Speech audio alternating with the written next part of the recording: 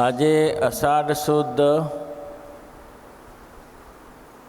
12 છે, પણ 11 રહેવાની છે અને શનિવાર છે. આજે તારીખ 25/7/2026નું વર્ષ છે. બારસલંગી એકાદશી છે. વચનામૃત તો આપણે 3-4 દિવસથી સાંભળીએ છીએ, પણ જો હાર્દ પકડાઈ જાય તો કામ થઈ જાય. સ્વામિનારાયણ ભગવાન દયાળુ ખરા, પણ પ્રિન્સિપાલમાં નહીં, નિયમ ધર્મમાં નહીં, ચલાવી લેવાનું શીખ્યા નથી. એની સાક્ષીમાં 16મું વચનામૃત, 16મું કે 17મું મહારાજે કીધું આજે જે સત્સંગમાં કુસંગ છે એ કાઢવો છે. મહારાજે વચનામૃતમાં એમ કહ્યું, ઘણાને ભેગા કર્યા બધાના મંદિરના, અને પછી મહારાજે કહ્યું કે આ સત્સંગમાં કુસંગ રહ્યો છે. તે કુસંગ રહ્યો કયો છે? તો જે ભગવાનનું ભજન કરનારા એમ સમજે છે કે બધું કંઈ આપણું ના થાય, બધા નિયમો કંઈ આપણે ના પાડી શકે. આ 212 નિયમ બધા પાડવાના ક્યાં હોય? જે જરૂર હોય એ પાડવાના, બાકી તો બધું લખ્યું બીજા માટે હોય. એમ મહારાજ કે પછી બીજું જ ભગવાનનું ધ્યાન કરવું તો કે આપણું ધાર્યું થાય? ભગવાન જેના ઉપર દયા કરે તે થાય. તું પુરુષાર્થ કર, પછી ભગવાન દયા કરે. તું પુરુષાર્થ જ ના કરે તો ભગવાન દયા શેના માટે કરે? શું કરવા માટે? તારા માટે શું નવરા છે ભગવાન તારા માટે દયા કરે? એટલે મહારાજ કે તમે જે એમ જીવ સમજે કામ, ક્રોધ, લોભ એ મારી વિશે જડેલા છે, મારી વિશે લાગી ગયા છે, એને પુરુષાર્થ જ નથી કરતો. એને ખબર છે કે દેહમાં ઇન્દ્રિયો રહેલી છે, જેમ અંતકરણ રહેલો તો જીવ રહેલો છે, અને જીવની સરસ સત્તા છે દેહનગરીની અંદર. તો ઇન્દ્રિયોની કોઈ સત્તા નથી, અંતકરણની કોઈ સત્તા નથી આ દેહની અંદર. એ એક ફેરા એવો સમાજ થયો ઇન્દ્રિયો કે તમે જીવને કે તમે એકલા જ શરીરમાં, વિશ્વોપનિષદમાં કથા છે કે તમે એકલા જ આ શરીર ચલાવો છો, અમે ચલાવી છીએ. તો કે જીવ કે હું ક્યાં ના પાડું છું, તમે છો ને, પણ મુખ્ય મારું સ્થાન છે. તો કે તમારું શેનું? તો અમે ન હોય તો શું? તો ચાલે. તો કે પછી અમે જઈએ તો હા જાઓ. તે આંખ ગઈ તો એ લોકો ચાલ્યા કરતા હતા, કાન ગયા તો એ લોકો ચલાયા કરતા હતા, રસના ગઈ તો એ ચલાયા કરતા હતા. તો ચા ઘણા નથી લોકોને નાસિકા ચાલી જાય, પછી શું કહે તો ખબર ના પડે શું છે, શું ખારું ખોટું કસાયું.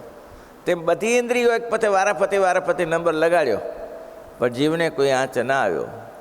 અંતકરણે કીધું કે અમે જઈએ તો તમે જાઓ, તમારે વાંધો નહીં, જવાય.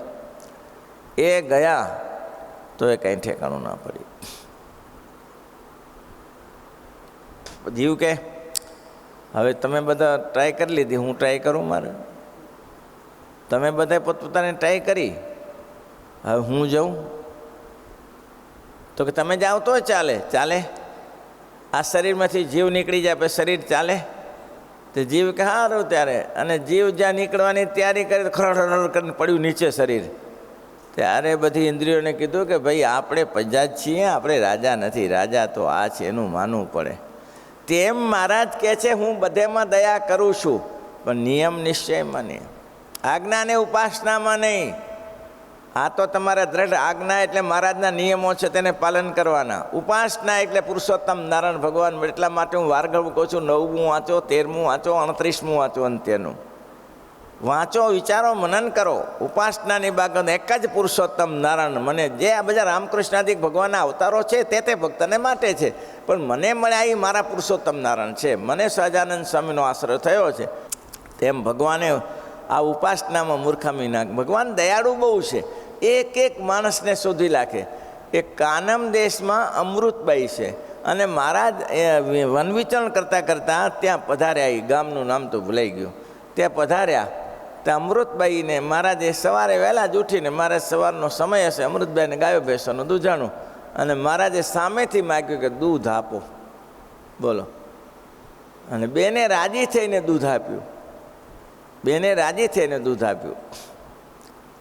બીજો દિવસ થયો તો બીજે દિવસે મહારાજ દૂધનો વાટકો લઈને આવ્યા. દૂધ આપો. બેને આપ્યું. 7 દિવસ મહારાજ રોકાયા, અને સવારમાં મહારાજ વહેલા જાય અને બેન દૂધ આપે. પણ બેનને મજા બહુ પડે કે હા મૂર્તિ બહુ રૂપાળી છે, ભલે છે શુક લકડી. વન વિતરણ દરમિયાન પછી તો વર્ષો વીતી ગયા, મહારાજ રાજાધીરાજ થયા, ગાદીપતિ બન્યા. પછી એવો સ્વામિનારાયણનો પ્રભાવ સાંભળીને, સંતોને થકે મુખે સાંભળીને, દયાળુ બહુ છે મહારાજ, એક એક વ્યક્તિનું ધ્યાન રાખે છે. પણ ક્યારે તમે પુરુષાર્થ કરો તો, તમે નિયમ નિશ્ચયમાં પુરુષાર્થ ન કરો, રાજનીતિ ન ભણો, અને શિક્ષાપત્રી એટલા માટે કે મદાશ્રિતા નૃપય ધર્મશાસ્ત્ર આશ્રિતા પ્રજાસા પુત્રવત પાલ્યા, ધર્મ સ્થાપ્ય ધરાધરે. આ રાજાનું કર્તવ્ય છે. રાજા કર્તવ્ય ન કરે તો ભોઠો પડે, કોઈનો ન રહે. બાકી દયાળુ છે ભગવાન. સ્વામિનારાયણ સંપ્રદાયનો મહિમા સાંભળી અમને અમૃતભાઈ એક ફરા ગઢપુર આવ્યા. કોઈને સાંભળવાથી કે સ્વામિનારાયણ ભગવાન પ્રગટ થયા છે ને આ છે ને તે છે ને. મહારાજના દર્શન કર્યા, કથા વાર્તા સાંભળી, મજા બહુ આવી, આનંદ બહુ આવ્યો. આ હા હા, આ ન મળે હો, આ ન મળે. મહારાજના એને 4 દીકરાઓ હતા, એ 4 દીકરાઓને લઈને આવ્યા. અને ખરેખર આ દીકરાઓ મહારાજને દૂધ આપ્યું ને, એટલે મહારાજે આશીર્વાદ આપ્યા હતા, અમૃતબા તમને 4 દીકરાની પ્રાપ્તિ થશે. એટલે દીકરા એને આપ્યા હતા. પછી મહારાજને ત્યાં આવીને અમૃતભાઈ એમ જોયા કરે, છે જાણીતા પણ આપણે ક્યાં મળ્યા હોઈએ, લાગે છે જાણીતા પણ આપણે મળ્યા ક્યાં હોઈએ. પછી મહારાજ કે અમૃતબા, તો કે હા, ઓળખાણ પડી નહીં? ના મહારાજ, આપણે પહેલી વાર મળીએ ને એટલે ઓળખાણ ક્યાં પડે. એવું છે? તો કે આપણે તો પહેલાં મળ્યા છીએ ને. આપણે નથી મળ્યા મહારાજ, હું પહેલી વાર સંતોનો મહિમા સંતોના મુખેથી સાંભળીને આવી છું. અરે મહારાજ કે અમૃતબા, તમે ભૂલ્યા, અમે 7 દિવસ તમારું દૂધ લીધું હતું, તમે દૂધ કટોરો ભરીને અમને 7 દિવસ સુધી આપતા હતા, ભૂલી કેમ ગયા? આ હા હા હા મહારાજ મહારાજ મહારાજ. બેન રડી પડ્યા કે મહારાજ બહુ દયાળુ છે, કૃપા કરી તમે અને અને સુધી મને પહોંચાડી, નહીં તો જીવન ખરાબ થઈ ગયું. ભગવાન ન મળ્યા તો. મહારાજ કે આ છોકરા કોના છે? મહારાજ તમારા છે. તો હમનતી હતી ને, તમે આપેલા છે. મહારાજ તમારા છે. તો 4ને શું કરવાનું છે? મહારાજ 4 આપી દઉં. હા, મહારાજને કે 4 આપી દઉં. કેટલા દયાળુ કેટલા છે મહારાજ. મહારાજ કે અમૃતભાઈ એક કામ કરો, 2 તમારી સેવામાં રાખો ને 2 મને આપો. આ વાત પાછળની સિદ્ધાંતની કહું છું, અત્યારે ખાલી પૂર્વ ભૂમિકા કીધી. પછી ગોવર્ધન અને બીજું નામ ભૂલાઈ ગયું, 2 મહારાજની સેવામાં રહ્યા. હવે નાની ઉંમરથી આવી ગયેલા. લગભગ ગોવર્ધનની ઉંમર 11 વર્ષની હતી અને બીજાની ઉંમર 9 વર્ષની હતી. આ નાની ઉંમરે મહારાજની સેવામાં આવી ગયા. મહારાજની સેવા જ કરતા, સાવધાન રહેતા. મહારાજ એને એકલા બેસીને ઘણી વાતો સમજાવતા કે આનું આ કરાય, આ રીતે આગળ વધાય, આ રીતે. આ બંને ભાઈઓને બેસાડે અને ગોવર્ધનને તો હજુરી સેવક તરીકે રાખ્યો. પણ તેમ છતાં એક પ્રસંગ એવો આવ્યો કે કંઈક લફરામાં ચડ્યા, કોઈના જોગે આવીને, આવા હોય ને ફટકી પાછા, એના જોગે આવીને કુસંગમાં ચડ્યા. મહારાજે એને સાધુ કર્યા હતા ગોવર્ધનને. મહારાજ કે હવે તમે વસ્ત્ર ઉતારી નાખો, હવે નહીં મેળ બેસે, તમારી સેવામાં ખામી પડી. ગોવર્ધને વસ્ત્ર ઉતારી નાખ્યા અને પછી કીધું કે તમે હવે છે ને ભગત તરીકે રહ્યો. પણ મહારાજ કે આ સંગ છોડવો પડે તમારે. સત્સંગ કુસંગ, સત્સંગમાંય કુસંગ હોય ભાઈ. અહીં બધા કે ભગવાનની જ વાતો કરનારા નથી, ઘણા આવડે રસ્તે ચડાવી દે. એનું સખત ધ્યાન રાખવું. દયાળુ બહુ મહારાજ, દયાના પાર નહીં હોય એવા દયાળુ છે ભગવાન. ગોવર્ધન સુધર્યો નહીં. મહારાજે કહી દીધું, ગોવર્ધન, બીજા તો સાધુ હતા, ઘર ભેગો થઈ જા, ઘર ભેગો થઈ જા, લગ્ન કરી લે લાલ. પણ મહારાજે આ ઉંમરે બધું સેટિંગ થઈ. મહારાજ કે સેટિંગ અમારે કરવાનું છે ને, જો ગ્રસ્તાશ્રમમાં સેટિંગ કરવાનું મહારાજે જવાબદારી, સેટિંગ અમારે કરવાનું છે ને, તમે ચિંતા શું કરા કરો. કાલે મેં મહારાજ કે મારા ભક્તને તો સખત ધ્યાન રાખું છું, મારા ભક્તને છોડતો ને. ત્યાં કરદેસાઈની ગોવિંદ ભગતની વાત કરી, તેવી શું થોડી વાત છે. દુષ્કાળ 69 કાળ પડ્યો. 69માં કાળમાં માણસને જીવવું કેમ એ પ્રશ્ન હતો. મહારાજ સિદ્ધાંતમાં નથી માનતા, બાકી તો તરત ગોવર્ધનને કહી દીધું કે આ નહીં મેળ બેસે. સત્સંગમાં રહેવું, શેરડી ખાવી અને ચણા ખાવા, એ તો ક્યારે ના ભેગું ના બેસે હો ભાઈ. અને લોકો કહે છે કે હસવું અને કુલેર ફાંકવી, એ કુલેર સમજો છો ને, બાજરીના લોટની. હસવું અને કુલેર ફાંકવી ક્યાં મેળ બેસે. આમ કુલેર નાખીને હે હે કરવા જઈએ તો રે ભાઈ. હસવું અને કુલેર ફાંકવી તો નહીં બેડ બેસે હો. ગોવર્ધનને કાઢી મૂક્યો. ગોવર્ધન ઘરે ગયો, લગ્ન થયા પણ હારું પસ્તાવો રહી ગયો ભારે. આ મેં ગોવિંદભાઈની એટલી વાત 69 કાળમાં લોકોને ખાવા ન મળે અને કરજીસણવાળા ગોવિંદભાઈને કહ્યું કે આ 42 જણાને તમારી પાસે મૂકીએ છીએ, તમે એનું કાર્ડ ઉઘરાવો, 69 કાર્ડ ઉઘરાવજો. અરે મહારાજ, એમાં શું મોટું આશ્ચર્ય છે, મૂકી દો મહારાજ, મૂકી દો. આવો માણસ. હવે માણસ પોતાને ખાવા ન મળે તો બીજાની શું વાત કરે? 42 જણાને મૂક્યા મહારાજે, અને એના સભ્ય થઈને 12 મહિનાથી ખવડાવી પીવડાવી મજા કરાવી. બોલો, એને સંકલ્પ ના થાય આ મહારાજે મહેમાનો મૂક્યા છે, ના આપણા જ છે, સભ્યો જ છે. 12 મહિના સુધી સેવા કરી મહારાજ રાજી થઈ ગયા. અને મહારાજ છે કસોટી કરે, પણ અનાજ તો હતું નહીં. ગોવિંદભાઈ અનાજ ક્યાંથી લાવે? અનાજ લાવે ક્યાંથી?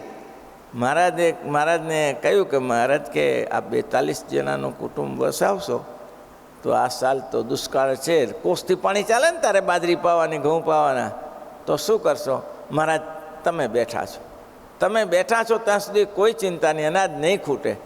અને અનાજ ખૂટશે તો બધાનું ખૂટશે ને, અમારું ખૂટશે તો એનું ખૂટશે ને. મહારાજ આ નિષ્ઠા જુઓ. મહારાજ કે ગોવિંદ, તું જ્યારે અમારા ઉપર ભરોસો રાખે છે ત્યારે અમને તારા ઉપર ભરોસો. જ્યાં આ કોઠીમાંથી અનાજ જ નહીં ખૂટે, હા, આ કોઠીમાંથી અનાજ નહીં ખૂટે ને આ કૂવામાંથી પાણી નહીં ખૂટે. એટલે પાણી, વરસાદ વગર પાણી રહે ક્યાંથી? મહારાજ રાજી થઈ ગયા. મહારાજ કે વાહ વાહ વાહ ગોવિંદ વાહ, સરસ સેવા કરી. હવે એને મેં આગળ પછીની વાત કરી હતી કે એ ગોવિંદને એક ફેરા કોઈ ઘરનો પ્રસંગ હશે અને એની દેરાણીએ મેણું માર્યું કે આવા પ્રસંગે વાંઝિયાનું મોઢું ચા જોઈએ. હવે એને સંતાન હતા નહીં, ગોવિંદભાઈને સંતાનની ઉંમર 60 વર્ષની થતી હતી. આ પ્રસંગે વાંઝિયાનું મોઢું જોવું, એટલે બધા એને ઘરવાળી કે આવું થયું સારું. તો કે આપણા ઘરમાં ખોદવાનું, કૂવા ખોદવાનું થાય ક્યાં મેળવે છે? આપણા ઘરમાં ખાઈ ખોદીએ ક્યાં મેળવશે? ઘરમાં તો ઠેકાણું રહેવું જોઈએ ને. હવે ઘરમાં ને ગમતું ના હોય તો આપણે આત્મહત્યા કરવી જોઈએ, પણ આત્મહત્યા કરવાની મહારાજે ના પાડી છે. તો એના ઘેરથી અમૃતભાઈ, એનું નામે અમૃતભાઈ હતું, તો અમૃતભાઈ કે એવું શું કરે આત્મહત્યા કરવી પડે? મહારાજ તો આપણા દયાળુ છે ને, ચાલો મહારાજ જોડે આ દાગીના લઈ લઈએ, મહારાજને આપીને કહેશું અમે રહેશું. પોટલું બાંધ્યું. દયાળુ ખૂબ, દયાળુ એટલે મહારાજે ને ભક્તનું ઉપર તો આમ ફિદા, ભક્તની જે એની સેવા કરે છે એના ઉપર. પોટલું બાંધ્યું, ગઢપુર પહોંચી ગયા. મહારાજની બહેનોની સભામાં અમૃતબા ગયા અને અહીંયા ગોવિંદભાઈ સત્સંગ કરે. મહારાજને જ્યારે ફુરસદ મળી ત્યારે મહારાજની પાસે ગયા. મહારાજને કે લ્યો આ પોટલું દાગીના. મહારાજ કે આ શું લાયા? તો કે બસ મહારાજ હવે આને. પણ મહારાજ કે કારણ શું? તમે કંઈ ઉત્સાહથી સાધુ થવા નથી આવ્યા, મુખ ઉપર તો ગ્લાની છે, તો એનું કારણ બતાવો મને, શું કારણ છે? કારણમાં તો મહારાજ હવે આ ઘરમાં બધાને અનુકૂળ ના આવે અને અમારે કોઈને મોઢું બતાવવું, એ વાંઝિયાનું મોઢું કોઈ જુએ નહીં. મહારાજ કે એટલી જ વાત છે ને? તો કે હા. અને મહારાજ પણ એમાં શું તમે ફેર પડી ગયો? તો મહારાજે જે થયું સારું થયું ને, એ બાને અમને અહીંયા તમારો સત્સંગ મળશે ને, સાધુ થઈને સેવા મળશે ને. મહારાજ કે એમ સાધુ ના થવાય, દુઃખી થઈને સાધુ થવાતું હશે કે? તો મહારાજ તે શું કરીએ ત્યારે? હવે ગમતું ના હોય તો મહારાજ એને પણ આશીર્વાદ આપો કે એને સુખીથી રહે. મહારાજ કે બધું સુખી રહે. આ ઉપડો અહીંયાથી, તમને વાંઝિયાપણું ટાળવું છે ને? તો કે હા મહારાજ, જાઓ 4 દીકરા આપું છું, જાઓ. હવે 60 વર્ષે? અરે મહારાજ પણ 60 વર્ષ 4? અરે મહારાજ કે તો મારે આપવાના છે ને, જાઓ.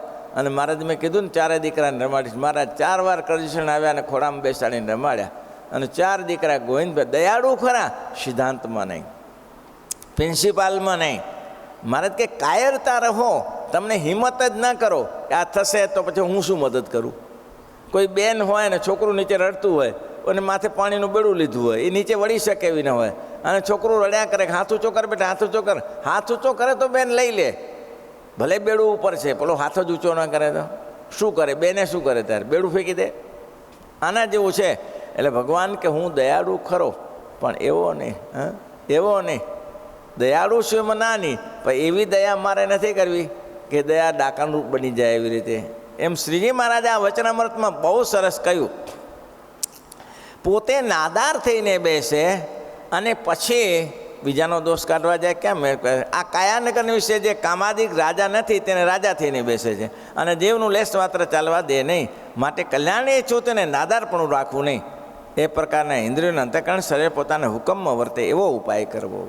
હા, આપણે એકાદશી છે તો આપણે શરીરની સાનુકૂળતા જોવી પડે. પછી આપણે ઉપવાસ કરીને હમુરા જઈએ, ડાયાબિટીસવાળો હોય ને ઉપવાસ કરવા જાય તો હમુરો જાય પાછો. એના કરતાં તમે તમારે એકાદશી છે તો એકાદશીના દિવસે શું કરશો? અષાઢ એકાદશી છે, આજે નિયમની એકાદશી છે. નિયમની એકાદશી જેમ ન કાલે બધા નિયમ લઈ લીધા છે, ના લીધા હોય લેજો નિયમ. નિયમ તો રાખવા જ જોઈએ. મહારાજની આજ્ઞા શિર સાટે પાડવી. વિશેષ નિયમ ધાર્ય ચાતુર્માસ ખેલે ભાઈ એકસ્મી શ્રાવણે માસે સત્વશક્તિસ્તુ માનવી વિષ્ણુ કથાયા શરણમ વાચનમ ગુણકીર્તનમ મંત્ર જાપ મહાપૂજા મંત્ર જાપ સ્તોત્ર પાઠ પ્રદક્ષિણા સાષ્ટાંગ પ્રણામ એતે અષ્ટમ સાષ્ટાંગ પ્રણામ ઇત્યાદિ 8 પ્રકારના નિયમ છે. અને મહારાજ કે 8 ચોમાસામાં તમે 8 નિયમ ના ધારી શકો તો શ્રાવણ માસમાં એક નિયમ નક્કી કરી નાખો કે શ્રાવણ મહિના લઈશ. કેવી દયા કરી છે! અરે બીજું કાંઈ ના કરો તો જ્યાં મહાપૂજા થતી હોય મહાપૂજા મંત્ર જાપ, એક મહાપૂજા કરાવી દો એટલે મહારાજની આજ્ઞા પડે. હવે આટલું તો સરળ કરી દીધું, પછી શું કરી દે? પછી શું કરી દે? સંન્યાસી જેવું થાય. સંન્યાસી એક હરિભક્તોને ઘરે ગયા, તે સંન્યાસી ઓટલા ઉપર બેઠા હતા. પહેલાંનું નિયમ હતું કે ચોમાસામાં સાધુને જમાડવા છે, પણ સાધુ તો મળવા જોઈએ ને. પણ એક બાપજી બેઠા હતા ત્યાં, તે બાપજી ભોજન કરશો તો હરી ઈચ્છા, ભોજન કરશો તો હરી ઈચ્છા. હવે આમાં શું સમજવું હરી ઈચ્છા? બોલો કે સારું તારે ચાલો, તો ચાલો બાપજી ઊભા થાવ તો હરી ઈચ્છા. હવે આમાં કરવું શું હરી ઈચ્છામાં? પછી સમજી ન શક્યો પેલો. પહેલાં તો ઉફાડ્યા બાપજીને, નાખ્યા ગાડામાં, ગાડામાં નાખીને ઘરે લઈ ગયો. બાપજી ઉતરો તો હરી ઈચ્છા. એ ઉઠાડીને નાખ્યો નીચે પાછો. ભાઈ ઘનશ્યામભાઈ કાંઈક તો કરવું પડે ને. નીચે નાખ્યો. બાપજી સ્નાન કરશો તો હરી ઈચ્છા. વળી પાણી નાખીને નવરાયો ધોરાયો, કપડાં પહેરાયા. પછી આગળ જમવા બેસાડ્યો. જમી લો, જમવાની થાળી મૂકી. જમશો મહારાજ તો હરી ઈચ્છા. અને પછી પેલો કે હવે શું કરું? હરી ઈચ્છા ક્યાં સુધી ચાલશે? ઓલા મોઢામાં કોળિયો મૂક્યો અને કે હવે કોળિયો ઉતારો તો હરી ઈચ્છા. પહેલો ક્યાં હરી ઈચ્છા લાંબી ચાલે, 2 ધોલ ઠોકીને હરી ઈચ્છા પૂરી થઈ ગઈ. પછી ભગવાન આવું કરે. ભાઈ જે શેખ સુધી હરી ઈચ્છા ના ચાલે. આ પુરુષોત્તમ નારાયણ ભગવાન મળ્યા છે ને, રેંજી પેંજી નથી મળ્યા. આ ભગવાન પુરુષોત્તમની પ્રાપ્તિ થઈ છે એ નાદારી માટે નથી થઈ, બહાદુરી માટે થઈ છે. શ્રીજી મહારાજ કે સાચા સુરા રે જેનો વેરી ઘાવ વખાણે, સાચા સુરા રે જેનો જીવત જૂઠું રે મરવું તે મંગળ જાણે, જીવત જૂઠું રે હું તે મંગળ જાણે. તેણી પેઠે રે હરિજન પણ જોઈએ તીખા, તેની પેઠે રે અંતર શત્રુને રે લાગે અસીમ અજ્ર સરીખા, અંતર શત્રુને રે માથું જાતા રે મુખનું પાણી નવ જાવે, માથું જાતા રે બ્રહ્માનંદ કહે રે તે સંત હરિ મન ભાવે, બ્રહ્માનંદ કહે રે સંત હરિ મન ભાવે. આવા જોઈએ, સાવધાન જોઈએ. એ જ ગોવર્ધનને ઘરે કાઢી મૂક્યો. પછી ગોવર્ધનભાઈ લગ્ન કર્યા, વિષયમાંથી નિવૃત્ત થયા, જુવાનીમાં પાછા મહારાજની પાસે આવ્યા અને વડતાલના મુખ્ય કોઠારી બન્યા. અને એવો વહીવટ ચલાવ્યો, પછી એવો વહીવટ ચલાવ્યો અને મહારાજ એના ઉપર ખૂબ રાજી હતા. શ્રીજી મહારાજ ગયા પછી પણ ગોવર્ધન કોઠારીએ વડતાલના મંદિરનો વહીવટ ચલાવ્યો અને બહુ શુદ્ધ વહીવટ. ત્યારે તો બધા સંતો ભાગ નહોતા લેતા, ત્યારે તો ગ્રસ્તાશ્રમે ચલાવતા હતા. આ તો પાછળથી બધું ડિનવાનું ચાલુ થયું, બધું સંતોનું. કારણ સંતો થયા એ સારું થયું, કારણ કે ગ્રસ્ત એક આવે ને બીજો આવે ઠેકાણું ના પડે. પછી સંતો તૈયાર થયા પાછળથી.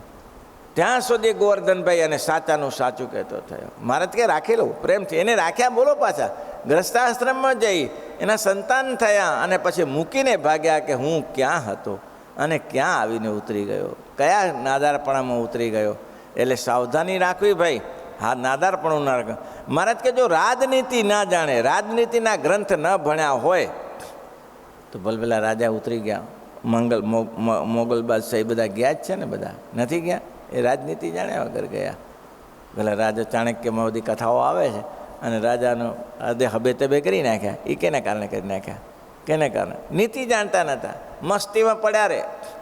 અને મેં કીધું ને, રામાયણમાં લખ્યું છે શું? એ કોઈ પણ માણસને પદ મળે, પદ્મનું અભિમાન વ્યાગર એની. નહીં કોઈ અસજનમાં જગમાહી, નહીં કોઈ અસજનમાં. આ શાશ્વત નિયમ છે, આ ચોપાઈ ગણી રાખવી જોઈએ. મોટી પદવી મળ્યા પછી દાસાનું દાસ થઈને રહે. કે મહારાજે બધું આપ્યું છે, આપણે શું લઈને આવ્યા છીએ? આપણે શું લઈને આવ્યા છીએ? ભીખ માગતા આવ્યા છીએ. અને મહારાજે રાજા જેવા બનાવ્યા છે, તો કોને બનાવ્યા? શ્રીજી મહારાજે બનાવ્યા છે. બહુ દાસાનું દાસ. નહીં કોઈ અસજનમાં જગમાહી, નહીં કોઈ પ્રભુતા પાઈ જાય મદ નાહી, પ્રભુતા પાઈ જાય મદ નાહી, નહીં કોઈ અસજન મા જગમાહી, નહીં કોઈ અસજન. દ્રષ્ટાંત આપ્યું, બળય અધિકાર દક્ષ જબ પાવા, બળય અધિકાર દક્ષ જબ પાવા, અતિ અભિમાન હૃદય યુરયાવા, અતિ અભિમાન હૃદય, અતિ અભિમાન હૃદય યુરયાવા, અતિ અભિમાન હૃદય. રામાયણમાં દશરથની કથા કહી. રામચંદ્રજીના પિતા હતા, 4 ભાઈઓના પિતા હતા. એની કથા કહી. ગફલત રહેવા ગયા તો રાજનીતિમાંથી ગયા. એક કઈકઈનું માનવા ગયા તો રાજનીતિમાંથી. યદુબર કેમ થયું આવું? કેમ આવી કેમ પરિસ્થિતિ આવી? એને આટલી મોટી શાસન, સમ્રાટની શાસન ગયું કેમ? મંથરાને કારણે. મંથરા તો એક દાસી હતી, તો એને કારણે શું? તો કે જેને પોતાની માનીતી રાણી મૂકી અને એના થકી જ્યારે વિરોધ થયો ત્યારે શાસન ગયું ને મરવું પડ્યું. ભાઈ કેમ મરવું પડ્યું? એટલી આસક્તિ ના જોઈએ, એટલી આસક્તિ પત્નીમાં ના જોઈએ, બાપને એટલી આસક્તિ દીકરામાં ના જોઈએ. મારો બેટો, મારો બેટો, મારો બેટો, મારો ગલડું, તારું ગલડું માથે પડશે, હારા કશું કોઈનું કામ નહીં થાય, એ ના જોઈએ. ગુરુને ચેલા પર એટલી આસક્તિ ન હોવી જોઈએ. એ આસક્તિ છે ને બરબાદ કરનારી છે. અલિપ્ત રહેતા શીખવું જોઈએ. એમ ના વિચારવું જોઈએ કે મને આના વગર ના ચાલે, આખું બ્રહ્માંડ ચાલે છે. હું તો એક દિવસ કહેતો હતો, મેં કેટલા છોકરા છોડ્યા. જ્યારે નાના હતા, ભુજમાં હતા, 25-50 છોકરા ત્યાં ભણતા હતા, ને એ બધા સાથે બેસતા હતા. એને છોડીને આવ્યા. પૂછતા નથી, કોઈ પૂછવા નથી આવતો. 2-5 જણા બચ્યા હોય, બાકી કોણ પૂછવા આવે છે? અમદાવાદમાં આવ્યું, ઘણા લોકો જોગમાં આવ્યા હશે, તો કોણ પૂછવા આવે? અત્યારે આખું મંડળ ચાલતું હતું 50 છોકરાનું, એ કોઈ પૂછવા આવે? કંઈ આવું તો કંઈક ચાલ્યા કરે છે. અને છોડવામાં જ લાભ છે, જોડવામાં લાભ નથી. જોડવામાં એક ભગવાન સાથે, પુરુષોત્તમ નારાયણ ભગવાન નથી બદલાયા. ભુજમાં હતા તોય ભગવાન ના બદલાયા, અમદાવાદ આવ્યા, બોમ્બે ગયા, બાલાસનોર ગયા, બધા દેશો ફર્યા, ભગવાનને પકડી રાખ્યા. ભગવાનને પકડી રાખ્યા, ભગવાન આપણે પકડી રાખ્યા. એક દયાળુ છે, બાકી તો ક્યારેય છોડી દે. જગતમાં નહીં કહેતા કે મારો તમને ટેકો, મારો તમને ટેકો. એ ટેકો ક્યારે ખસેડી નાખે ખબર પડે તમારે? ટેકો ક્યારે ખસડી જાય? તો એટલે કોઈનો ટેકો નહીં. ટેકો એક પુરુષોત્તમ નારાયણનો રખાય. ભાઈ કોનો રખાય? એક પુરુષોત્તમ નારાયણનો. સામાન્ય પણ વાત કેવી સરસ છે. એક માજી રસ્તામાં જતા હતા અને રાજાના કૂંવરને તરસ લાગી પાણીની, એટલે એને કીધું કે માજી પાણી પાસો? તો કે હા હા હા લ્યો લ્યો લ્યો, પાણી તો જંગલમાં લોકો પાય છે, લ્યો પીઓ પાણી. ઠંડુ પાણી પાયું. રાજકુંવર રાજી થઈ ગયા. આજ કે માજી કંઈક કામ હોય તો કહેજો હો. તો કે સારું માજી કહેજો કામ હોય તો. ભલે કે સારું. હવે માજીનું અંગ એવું હતું, ઝૂંપડી બાંધીને બેઠેલા, ઝૂંપડી બાંધીને બેઠેલા. હવે પાણી પડે ઉપરથી, પાણી પડે એટલે કોઈને પૂછે કે ભાઈ આ પાણી પડે તો માજી અહીંયા ટેકો મારી દો. વળી બીજે પાણી પડે બીજાને પૂછે અહીં પાણી પડે ટેકો મારી દો. થયું શું? થયું શું? ટેકા જ રહ્યા, અંદર રહેવા જેવું રહ્યું જ નહીં, બધી જે ટેકા જ રહ્યા. પછી કોઈએ સારું વાત કરી કે માજી આ બધા ટેકા કાઢી અને એક ટેકો રાખો, અને એ મજબૂત ટેકો રાખો. સમજાય છે? એક મજબૂત ટેકો રાખો. તે બધા ટેકા કાઢી નાખ્યા. રાજકુંવરની વાત નથી, બીજી વાત હતી. એટલે ટેકા બધા કાઢી નાખ્યા, એક જ ટેકો રાખ્યો તો સુવાની ને બેસવાની જગ્યા મળી જાય ને. તેમ તમારે બધા જગતના ટેકા ખસેડી નાખો, કંઈ જરૂર નથી. તમે છો તો સારું છે ને તમે નથી તો સારું, એ ક્યારેક તમારે છટકી જશે, કાંઈ લેવા દેવા નથી. એક પુરુષોત્તમ નારાયણનો ટેકો, આહા ગજબ ગજબ છે. એનો કેફ નથી ને એ જ મોટી ખોટ છે. એક ટેકો પુરુષોત્તમ નારાયણનો રખાય, આ રામ જરૂરી છે. અને રાજનીતિમાં ક્યારેય પાછું ન પડાય. ગમે તેવો શિષ્ય હોય હાકલ મારીને કહી દે કે આ ના કરાય, આ ના કરાય ભાઈ, આ ખોટું છે. એવો લાલચુ ગુરુ ના જોઈએ ચેલાનો. અને કાં તો એવા લાલચુ ચેલામાં ભેગા થાય તો ગુરુએ ખસી જવું જોઈએ, ને તો ચેલાએ ખસી જવું જોઈએ. બેમાંથી એક કરવું જોઈએ. આ દુનિયા બહુ મોટી છે નથી. હું હજી જ કહું છું ને, ઝૂંપડી બાંધીને રહેવાની જગ્યા આપણી તૈયારી છે, બસ લપમાં ઉતરવાની તૈયારી નથી. સીધી રીતે ચાલવાનું. શ્રીપતિમ શ્રીધરમ સર્વદેવ ત્વમ કે